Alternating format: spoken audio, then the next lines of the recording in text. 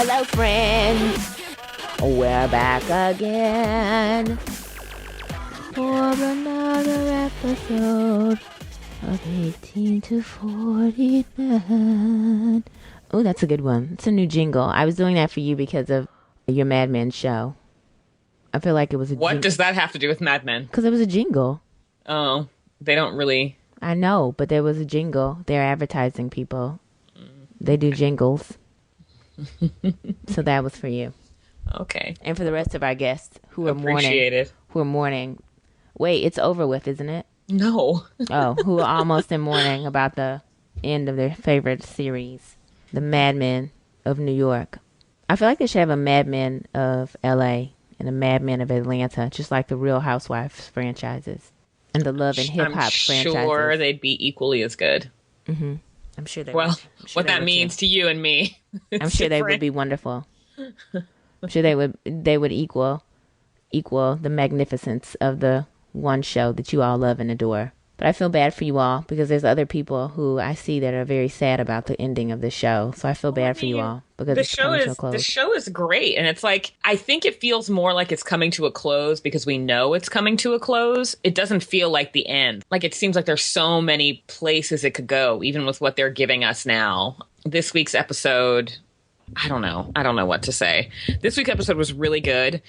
It shows kind of what's going to happen, or giving us a sneak peek into what's going to happen for Joan and Peggy as they continue in the 70s with their careers, and the paths seem quite different. But I guess Peggy and Joan's paths have always been different. But it was very women's rights, women's lib. The word women's lib, or the phrase rather, women's lib was thrown out.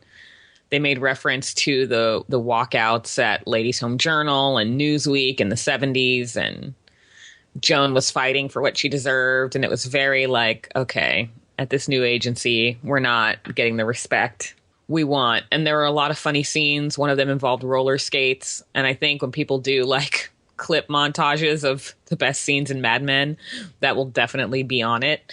You don't see people roller skating through office buildings too often. It was pretty hilarious. I watched the episode again last night just to see that scene. But it seems like each week we kind of say goodbye to someone. And I don't think we're saying goodbye to Joan. She's been in since the first episode, so I doubt that was the last we'll see of her. But we did see the last of Sola in the very first scene. What? And yeah. And, you know, that's the only thing I care about on that show. What happened? And as I said to Sola on Twitter, it was a bummer to see her go, but at the same time, the show ends in 2 episodes, so everyone's going. No, but she should stay until the very end. They know what's good for them. We still haven't seen Dawn, like Black Dawn, so we don't know where Who? Black Dawn, who was Dawn's secretary. The other black girl on Mad Men, her name is Dawn. Oh, and there was D-A-W-N, yes. not D-O. Okay, I was like, there's a black Don Draper, too? Is that a new twist? When she got hired, that was the whole joke, because her name was Dawn, and she was Dawn's secretary. And they're like, have you seen Dawn? Which one? So we haven't seen much of Dawn, so I don't know if Dawn made the transition to the new agency or not. But it was a good episode. Watched it twice, and then when I watched it last night, I watched it 3 times, continuing my trend of watching the show 3 times. But I did watch all of the episodes, all of the first 4 before last week's. So now I think I've seen everything like 4 times. I have a problem, but it's really good. And I think I'm watching them over and over again. They're good, but I'm also, I think, overanalyzing. Like, where's this going to go? What's happening? Or I'll read the AV Club review and there'll be something I missed. And I'm like, oh, I didn't catch that. Like, maybe I need a second look at this. Yeah, us Mad Men fans, we're sad. Sorry, sad men. That's a Brian Shea joke.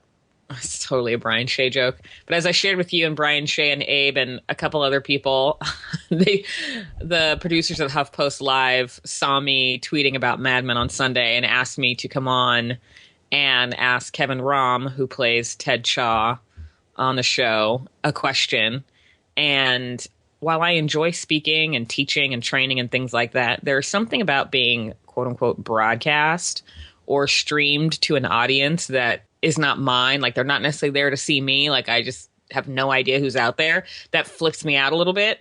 Mm-hmm. So I was nervous, even though I knew it was not a big deal. Like, I was on for 2 seconds, but That's a pretty fast thing.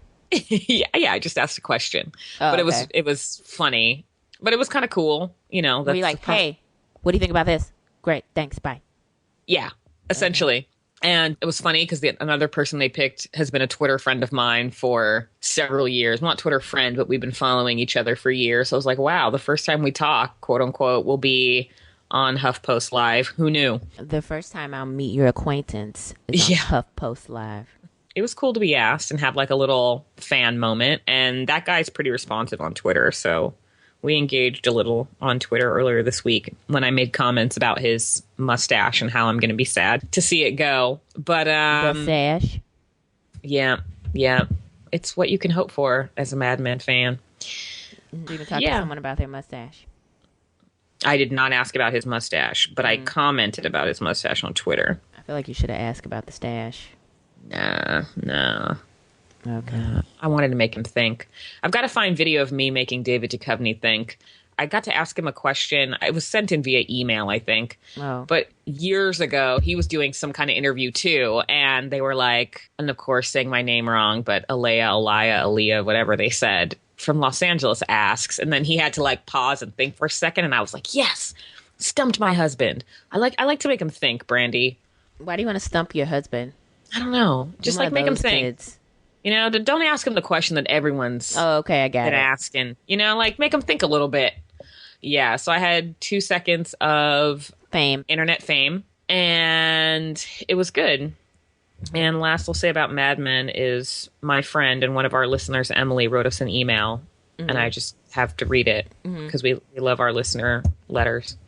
She said, Alaia, I'm so disappointed that Brandi didn't finish season 1 of Mad Men. It's so glorious, brilliant, subtle, elegant, and profound. Oh, wow. Those are interesting words. Yeah. Okay. Brandi, really? I can't believe you're not enjoying Mad Men. There is so much there. So much. Which is obvious because you two talked about it for quite a bit, even though you didn't like it. Otherwise, enjoyed the show. Thank you, Emily. Thank you, Emily. Sorry I didn't like your show more. I tried it, girl. I guessed it. It wasn't right for me. Someone will get that reference. Yeah, it just wasn't floating my boat. But that's okay. Hey, every show's not gonna be for me, okay? I gave it a whirl. You did give it a whirl. I gave it a cover girl whirl, and that's all I can do. Yep.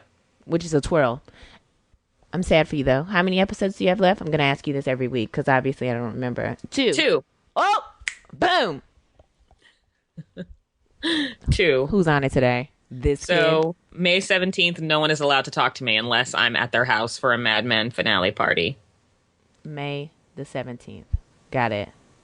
Okay. May 17th is a Sunday, isn't it? Yep. Okay. I'll be watching Game of Thrones, so no big worries. Oh, I'm supposed to talk about something. Do you remember? I do. Are you? Yeah, I do know. I don't remember. Don't worry, I remember it. So I was in California, everybody. LA. Oh. Hot times in the city. It was fun. Most importantly, what I'm supposed to share on this show is that I experienced an earthquake. I was in El Segundo. Is that how you say it? Segundo. Yep. Mm-hmm. The first one was right or the third? Segundo. I was in El Segundo, staying in a little hotel room. It wasn't little, but I was in a hotel room. And I think that at 3 a.m. or something, there was some sort of earthquake. I felt my room vibrate, but I thought it was just a dream. And so I woke up very briefly. It vibrated again, swayed a little bit. I think subconsciously I said, this might be an earthquake. And then I went back to sleep. Oh, and also I thought, I wonder if I'll have earthquake face. And then I went back to sleep. And that was about it. So it wasn't very eventful. But from what I learned, it wasn't a very huge earthquake at all. So that's cool too. So I lived through my first earthquake. And I didn't have to get in the door. Wait, what are you supposed to do? I didn't get under a desk or... Yeah, get under a desk, stand in a doorway. I didn't go into a doorway. And I did not cry. Is that a natural reaction too? People cry sometimes? I have no idea. Okay, well. You know, I wonder if it had been big, if like a bunch of people would have like run out of their hotel rooms like crying and naked. Like, because they just didn't know what an earthquake was and they just start running. And Well, wait a minute. Pause. Why did they run out of their rooms crying and naked? Like, what is the naked? I imagine there's a percentage of people who sleep in the nude even when they're traveling. Okay. I imagine that people in hotels are doing it at some hour. I don't know. People do it. And if they're trying to run, maybe it would be very TV where they'd pull the sheets with them and they'd be like wrapped in sheets in the hall. I don't know. But I think that would be hilarious. Okay. So let me tell you something. In New Orleans at this hotel I used to stay at, where I used to record from often, they would, at least during close to Mardi Gras season and close to Jazz Fest season, so in between the periods of February through about May-ish, during the week, there would always be some sort of fire alarm. Guaranteed. At least a couple times a month when I would stay there. And people would never run out screaming. And normally people would come downstairs. It would always be at like 3 a.m. So people would normally come downstairs very slowly. Like some people would be wearing very fashionable pajamas. I remember one time this woman came out in a very sexy piece of lingerie, which I was a little concerned about, that she didn't just slam on some shorts and maybe a little tank top and come outside. But it was a really sexy piece of lingerie. And it was actually ill-fitting. So it was a little strange to see that outside. And then, there were men that came out in boxer shorts and T-shirts, which also disgusted me because I thought, hey, if there's no button on that can be a problem. And then there'd be me who would seriously, I would put on clothes and then just walk downstairs, which probably violated the rules. But people be talking, getting coffee, hanging out. One time a fire truck had to come and actually put out a fire, but people were still hanging out in their rooms. So I don't know. I don't know if it was just in New Orleans that people don't really take action or what, but nobody ran out screaming. So I would imagine that during the earthquake, you might not get people running out screaming too. But I don't know. And one time, there were people doing it in the room next to me, and they continued to do it as I ran outside. Oh, and the fire alarm was going off. I was like, friends, you need to stop all this and run outside. There might be a fire. And there was a fire that time. So anyway. Boy who cried wolf. It was a fire. Lord Jesus, it was a fire. But maybe they were like you and they'd stayed there before and thought, this isn't real. Well, every time I stayed there, I always went outside because you never know. And I don't want to mess around and catch bronchitis. Ain't nobody got time for that. You get bronchitis from fires? Sweet Brown did. She messed around and caught bronchitis. And as she mentioned, ain't nobody got time for that. So anyway, but hey, LA's great. I see why people love it. Don't love the traffic. Traffic in LA, this is the worst traffic I've ever experienced in my entire life, period. Atlanta traffic, you people who think Atlanta traffic is the worst, no. New York traffic, bad, not that bad. LA traffic, horrendous. Horrendous. That's all I have to say. No, I don't. Actually, let me tell you this. Why did I have, I told you this. Why did I have to leave 1 hour? No, I didn't tell you this. I'm telling you now. Why did I have to leave 1 hour early to go 15 miles? Because you're in LA. 15 miles. I left 1 hour early. It's bad in Houston, though. But it's bad in Houston during Was it a weekday? Time. Yes. That's why. And then, but even still, on a weekend at 10 o'clock, what's this traffic about, friends? Where were you on the weekend at 10 o'clock? I was out in the streets. What do you mean? It's not uncommon. It's what I do. 2 a.m. we came back, still traffic. I was like, why is this traffic at 2 a.m.? Go to sleep. No. People like you who stay out in the streets. No, but there shouldn't be that many of us. There's way too much traffic.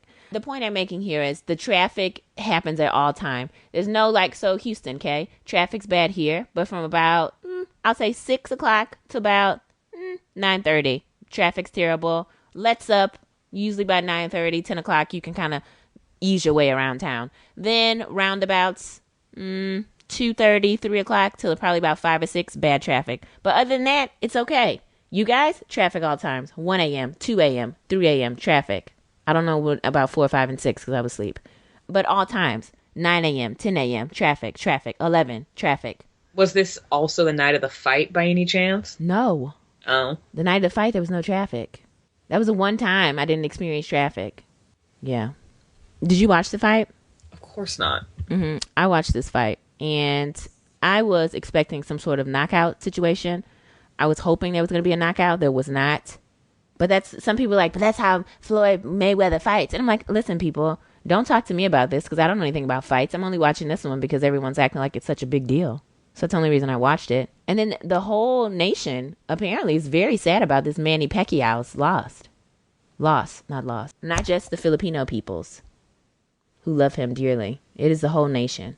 Yeah, Pacquiao seems to have quite a few fans, at least from what I've seen on Facebook. But hey, people shouldn't be too sad for him. He still made like $120 million, even though he lost a fight. And he walked away with minimal bruising. I mean, the only thing that happened was his face was a little red. I didn't see a lot of swelling, so he still looks pretty. Our priorities are so interesting. Well, do you know what $120 million would do for our school system? Do you know what it would do for anyone? A lot. It could do a lot for a lot of people. Well, do you know what the government could do for our school system? So let me caveat this. I'm going to slip into this little thing. So in LA, went to this exhibit from Amnesty Art International called Manifest Justice. You need to go out to it, Alaia. Make some time. Make some time. It's off La Brea Avenue. La Brea, whatever. I can't say names. Friends, it's out there. It's great. It's a little pop-up exhibit. But anyway, they have this little, in the exhibit, it's all about justice. And these artists came together, collaborated, and they all created pieces. They're on display, an exhibit. It's wonderful. It's in this little space. That's awesome. It's upstairs and downstairs. They also have some really good programming going on. But it's a limited time. I feel like it was started on, like, I don't know, the 4th or something. And it's only going to, like, the 10th or something like that. Very quick. Anywho, it's awesome. It's a great exhibit. But they had this little room in the exhibit that I thought was like a classroom. That was a classroom at this building, but it's not. It was half of a classroom and then half of a prison cell. And they basically talk about how I can't remember if it was the California government or the U.S. government, basically spends like 5 times more on prisons than they do on education. The government. So, yep. There's problems there. But yeah, hey, LA friends, Manifest Justice. Even if you're not in LA, maybe San Diego, take a little day trip. Go down, see this Manifest Justice exhibit. It's worth the trip. It's really awesome. They had a little poetry slam when I went. It was fun. Listen to some poets. Snap my fingers a little bit. Say, oh yeah, get it girl, kind of thing. It was really great. Reminded me of the thing we do here called The Shout. It's really awesome. Anyway, hey, go see it, Alaia, please. Thanks. You'll thank me later. La Brea is not too far from, well, I don't know how far it is from your house. It didn't take very long from downtown. You mean there wasn't traffic? Oh, no, there was traffic, but it didn't take. So most things took me like an hour to do. This only took about 30 minutes to get to, which wasn't as bad. I watched some TV. Not very much. What'd you watch? Okay, so I watched a movie on the plane. Have you seen John Wick? No. It's with Keanu Reeves. I wish I didn't see it either. No. Yeah, I wish I didn't see it either. I didn't get to see the rest of it because I fell asleep on the plane. And it's only a 24-hour rental once you start it. Hey, Apple, if I'm paying for this, why is it only a 24-hour rental? I don't understand that concept. Have you ever gotten some off of Apple rental? No. Okay, so what happens is you rent it from them, right? And it's available to you for 30 days. But if you start watching it, you only have 24 hours to finish watching whatever you have. Why? Just give me a week or something. Or like, I don't know, 24 hours, 36 hours, something like that. It was so crazy. So anyway, I didn't get to finish John Wick, but he's like some sort of like, I don't know. It's a basic like thriller action movie where he has this vendetta out for someone. Some guy comes and tries to steal his car. His wife just died. Kills the dog. He gets angry. He's this, and they're like, whose car is this? Whose dog did you kill? And then he's like, you don't know who you mess with. And then he's like in the shower and he's like tattoos and he's showering and getting ready and putting on a suit. You mess with John Wick. And then of course John Wick comes and terrorizes everybody to heavy metal music. It was really kind of awesome, but then it was really bad. But I still enjoyed some of it. I didn't get to see the end, so can't tell you what happened. But hey, you probably will never watch it. But it's okay. Maybe if it comes on like TBS Superstation and you're doing some work, it may be on and you might be like, oh, that's John Wick. I watched Vikings. The season is over. They have a season 4 preview that's available. Let me just tell you, that preview is the worst preview I've ever seen in my life. Mad Men quality? So I haven't seen the Mad Men previews, but let me just give you a quick little blurb of what this little preview was. It's Ragnar Lothbrok, I think, running in the mountains, running up a mountain. There's a bear. The bear stands up on its hind legs, okay? And then he's running toward this bear screaming, and he pulls out this little hatchet thing, and this bear, like, falls on top of him. That's the preview. How is that telling me anything about what's going to happen in season 4? I don't get it. So maybe that was Mad Men quality. Isn't that what they usually do? Don't give you any kind of information whatsoever? Yes, basically. So, I yeah. tried finding like a mashup that made fun of them because someone has to have made fun of Mad Men trailers, but I couldn't find anything. I really didn't get the point of it. So just they're still filming season 4, so that's probably why. But I'm thinking you can't like slam a little something something together. But oh well. Listen, let me tell you something about season 3. Whoa, whoa, the finale. I'm really looking forward to that time when you watch, because this finale probably is the best finale I've seen all season of all shows. Just saying that right now, of the shows that we talk about here, because 19 Kids and Counting really doesn't have a finale. But, well, they do, but it's not like, But yeah, it was really incredible. What can I say without ruining it? Like Stewie Griffin. Nothing. I can't say a thing. Anyway, they're still in France. That's all I can say. That's all I can say for you. There's some injuries. There's some prizes and delights. It was really incredible. So anyway, whenever you finish watching, you, Brian Shea, whoever else is watching, finish watching it so we can talk about this on the show. It was really great. What else did I watch here? 19 Kids and Counting. Did not get a chance to catch up, but this week's episode is featuring our friend Jill Dillard as she gives birth to Israel David Dillard. And we learned that she was in labor for like 7,000 hours. It was a difficult delivery. Turns out she ended up having to have a cesarean section. And that's about it. It's like a 2-hour special. I'm like, TLC, are you guys kidding me? What are you going to do for 2 whole hours related to this birth? I don't think I'm going to watch it. Just a heads up. So that's probably the best parts of the show I just gave you there, right there. Enjoy it. And then I watched one more thing. A documentary. The House I Live In. Have you heard of this? The House I Live In? No. It's a good documentary. You should watch it. Everyone should watch it. It's basically about the criminal justice system, privatization of penitentiaries, and the war on drugs, quote unquote. It's really good. Basically talks about how, and the guy from, the creator from The Wire, he's really smart. Have you ever seen an interview with him? Which guy from The Wire? The one who created it. No. He used to be I don't even know who he is. Okay, you should look him up or watch this documentary. It's on Netflix. He is really super duper smart. He was an investigative reporter for many years. And I think, of course, that probably helped to make The Wire just a fantastic series, because he is from Baltimore and has lived in the streets of Baltimore and investigative reporter on the streets of Baltimore and all this. And so I think that's probably, if anyone's ever done any little background with that guy, makes sense as to why everyone loved The Wire so much and why it was so true to life, because this guy kind of has lived it and reported on it and has experienced a lot of the corruption in the police force. And he basically just goes on to talk about like how drugs were not outlawed and they were used by the upper middle class and middle class. But anyway, it became a way to kind of eradicate some of the different types of minorities that became a threat, quote unquote, threat to some of the other folks. Like California, it started off with opium, and Asian people who migrated to California began to, quote unquote, take jobs. These are quote unquote today, quote unquote, take jobs away. And so then they decided that that opium needed to be illegal. And so, of course, they were able to jail Asian people. It's a very interesting documentary. And it just talks about the prison system and how it's basically not designed to rehabilitate, which we all know, but just designed to continue to keep people in this vicious cycle, and how it affects the families and the lives and legacies and the communities and stuff. Really powerful documentary. I feel like Danny Glover, maybe like Brad Pitt. Who else? Some other people are like executive producers of this thing. I was about to say John Legend, but I don't think that's right. But yeah, this documentary is really awesome. The House I Live In. You should check it out. Anyone else should check it out as well. Netflix. If you have Netflix, awesome. I also believe you can get it, because I got it off of Apple iTunes Store. You can download it there for a rental. Probably is on Amazon. I haven't checked, but it's a really great documentary. I think you should check it out. And that's all I have for you by way of TV/movies/documentaries. I'm educating you all today on things that matter. Do you have any popular stories? It's been an interesting week for pop culture. It has. Tied to the fight. Did you see the Denzel meme? Ma'am, whatever. Uncle Denzel? Wait a minute. What is a ma'am? I said meme. Mem. Oh, no. It's like, no, ma'am. I don't know how it's pronounced. I call it Mimi. Did you see that? Of course I saw that Mimi. When I saw him at that fight, so let's start off number one. Did you see Jamie Foxx singing the No. national anthem? Okay. So was it good or bad? Oh, it's terrible. And let me tell you something. He can sing, so I'm confused. I know he can. And we talked about this at the little fight party I was at, is that the sad piece about it is that he also, have you ever seen Jamie Foxx do stand-up?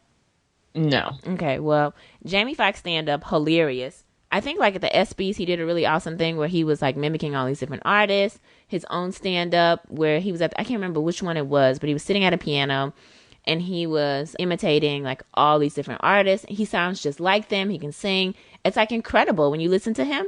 And then when he puts out his own music, you kind of like, at least I am. Okay. I've spoken to some others who feel the same. He puts out his own stuff and you're like, this is just not as good as when you are imitating other people. Like his voice doesn't sound as rich. I don't know. The only song I've ever liked from him really is that Unpredictable one. And that's because I think I like the beat. But his voice just never really comes through. I don't know what it is. It just kind of strange. You know, when he sings Luther, he sounds incredible. He sings Ray Charles, sounds great, everything. So anywho, that goes into what I'm saying here about this national anthem he did. It was bad. So bad. He was off pitch, off key, off tune, off message. I don't know what else other offs to say. It was terrible. And then at the end, he was like, in the home of the brave, and it was like, hallelujah. And I felt like he did that because he knew he had to wrap it up with something good because it was the worst. I was like, I felt as if maybe he was trying to add a hallelujah to it because it would be like if at the Apollo. You know, the Apollo. Did you ever watch Showtime at the Apollo? It was awesome. I think I've seen an episode or two. Okay, so Showtime at the Apollo was awesome. Who hosted it? Sinbad used to host it. Steve Harvey used to host it. You'd rub the little brick or the piece of wood. Sandman Sims would come out. Is it Sandman Sims? I don't remember. The Sandman. Let's just go with that. Anyway, he would come out when you were terrible. People would boo you. It never failed. If you went out and sang like His Eyes on the Sparrow or like Amazing Grace or any one of those church songs, everyone, you could be as horrible as all get out. They would never boo you. It like I could go out there and sing His Eyes on the Sparrow and they wouldn't boo me. So it was just like whenever you sang a church song, they would never boo you. And I feel like that's exactly what he was trying to add a hallelujah to the end so they wouldn't boo him off the stage or the ring. But it was not good. And there were people who were like on Twitter as I took a little look and they were like, oh, wow, Jamie did a great job. And I was like, dude, are we listening to the same singing? And then he took the little thing out of his ear, the little earpiece thing. I thought the earpiece thing played music in your ear. But is it people talking or is it playing music? The little earpiece thing they usually wear when they're singing. I don't know what that's for, really, but they all wear it. Right. So sometimes I know for on the news, right, when they're wearing a little earpiece thing, they're receiving direction from the booth, right? But I thought that it would also be like music would be in your ear. But I've seen like Beyonce rip hers out and like Jamie Foxx ripped his out and then started singing. I don't know. It just wasn't good. And then thereafter I saw Denzel and I got very confused. I was like, oh, God, what is he doing?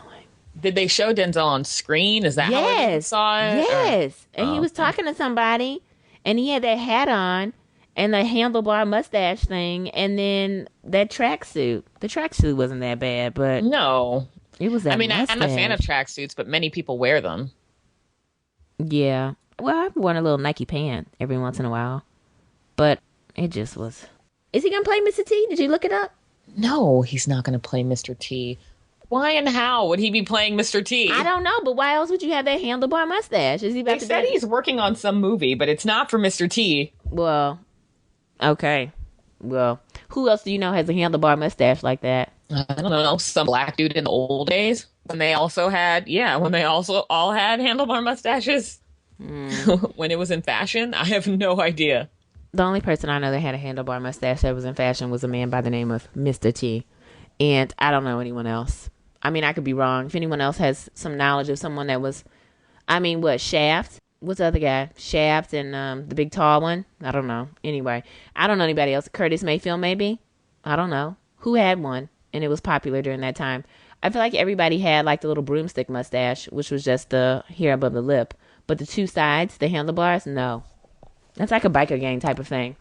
Like Sons of Anarchy. Isn't that what that show's called? Biker gang people?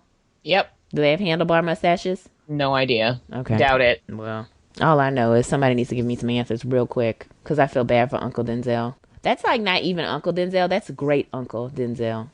Don't you think? I suppose so. Because it's like the uncle is kind of like a younger, he might be, uncle could be like 50-something. Great Uncle Denzel be like 70. That's what that was like. Great Uncle Denzel. The one's like, I told you, do you remember that time I told your daddy, come on out here to the yard and you're like, uh-huh. And then I said, I told you, and you're like, uh-huh. You get him on, uh-huh. And you're like, haha, yeah, okay. And then you walk in the house. Oh, I'm the only one with that uncle? Okay, sorry. All right. I'm sure many people are. Okay, well. I mean, I'm sure many people have uncles like that. Yeah, you can't understand a word that he's saying. And when you do, and then they just laugh and kind of poke you on the cheek a little bit, and you just keep walking. Anyway, way to go, Uncle Denzel. What's this thing about the gala? What's it? The Met Gala? Gala, yeah. What's the story on this? I didn't look at any of these outfits, but I heard they were horrible. Or, excuse me, I heard there were a few that were horrible. And what is this Met Gala anyway? I think that they're horrible every year, and I think that it gets so much attention for the celebrities that show up. In the beginning, before I ever saw pictures from it, when I heard about the Met Gala, I assumed it was some kind of fundraiser for the Met. But then when I started seeing pictures and people seem to get increasingly more obsessed every year, or it's just the fact that everyone, more and more people are online every year. But they talk so much about the celebrities' clothing that I'm like, okay, maybe this is just like yet another party that celebrities go to. So I did Google it, and it is a fundraiser for the Met. But most of the outfits that get talked about are hideous. Like I saw some pictures. Humans of New York was there shooting. And so this week, a couple days, he was posting some of the pictures he took. And like, there are normally dressed people there in like elegant gowns and like things I would think of seeing. And as I posted on my Facebook page, I'm like, either I don't know about fashion or these outfits are horrible. And I get that it's a costume thing, but costume doesn't necessarily have to mean ugly. And I see some of these things, I'm like, that's just really ugly year after year after year after year. And then I don't know if Rihanna's never gone before or if it's just that her outfit was like bigger than it ever was before. But people made it look like, with their Photoshop skills, made it look like she was a scrambled egg or dragging a pizza behind her or like all these things.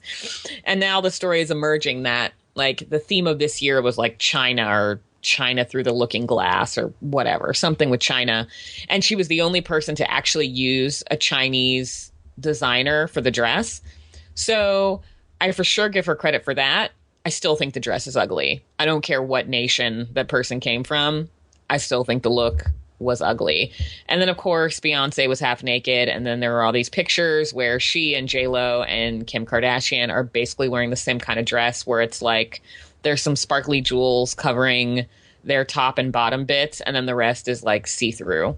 So it wasn't great the first time I saw it. And I was even more underwhelmed as all three walked the runway and tried too hard with their faces and wore these dresses that weren't really dresses. Do you know what's really hard?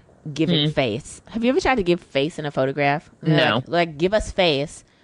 I don't know. So I'm going to have to practice that, I guess, because every time I give face, I smile. And that's not giving face at all.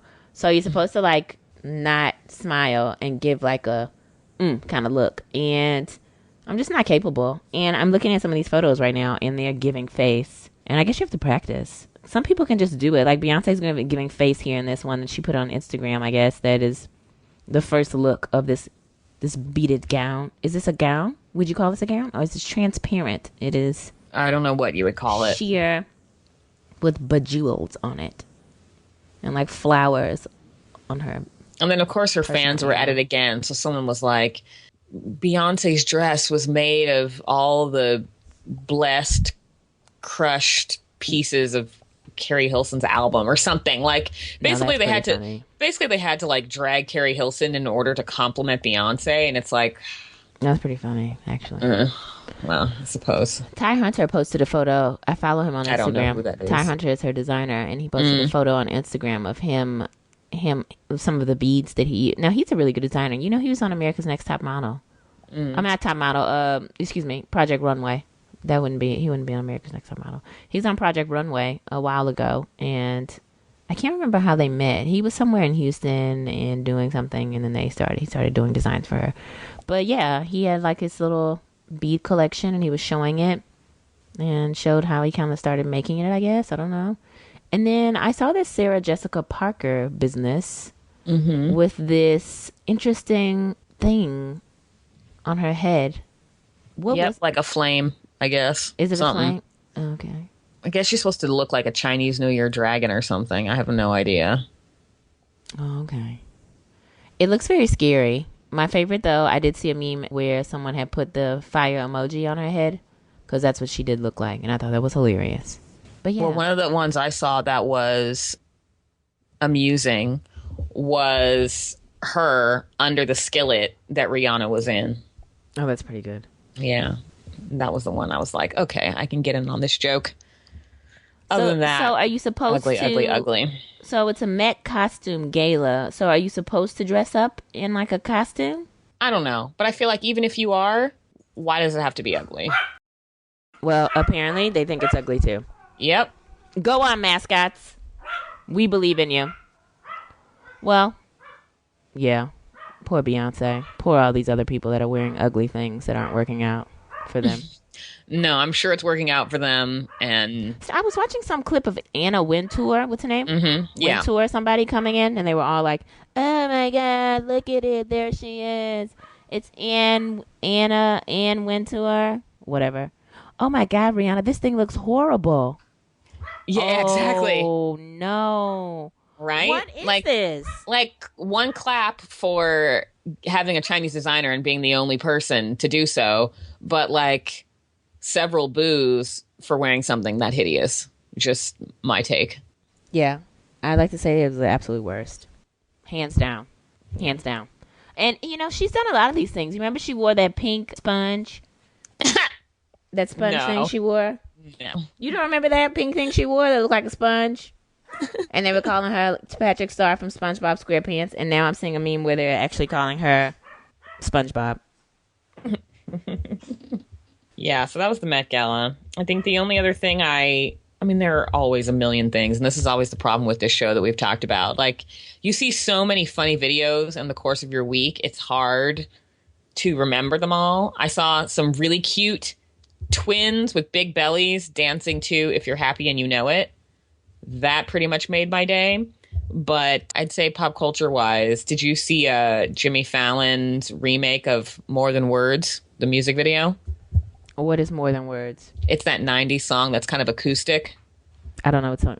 How does it go? God. I don't sing. I'll put it on our Facebook page. Okay. He and Jack Black did a shot-by-shot remake, and it's pretty hilarious. And they both can sing, so it's good, too. Is it More Than Words and You Should Know? Something like that? Yes, exactly. Okay, thanks. That's all I needed was a small incoming. What group is that? Some group called Extreme. I think that was like their only song. It's a great song. It's a great song, and they did a remake, and it's beautiful. Can't wait. Hilarious at the same time. Can't wait to see it. Well, that's all I have for you folks this week. That's all I've got. All right, friends. Oh, Alaia has to do the rundown. Go. So much pressure. Go. You can leave us a review if you're enjoying the show. We'd love your reviews on whatever your preferred podcasting platform is. You can find us online at 18to49podcast.com. You can email us, 18to49podcast@gmail.com. We're on Facebook, where I post songs that I don't sing, facebook.com/18to49. And we are on Twitter, 18to49podcast. That's it for this week's show. Thank you for listening. Goodbye. Was that a jingle too? There's a jingle in and a jingle out, boo. You got to keep it consistent. All right, then.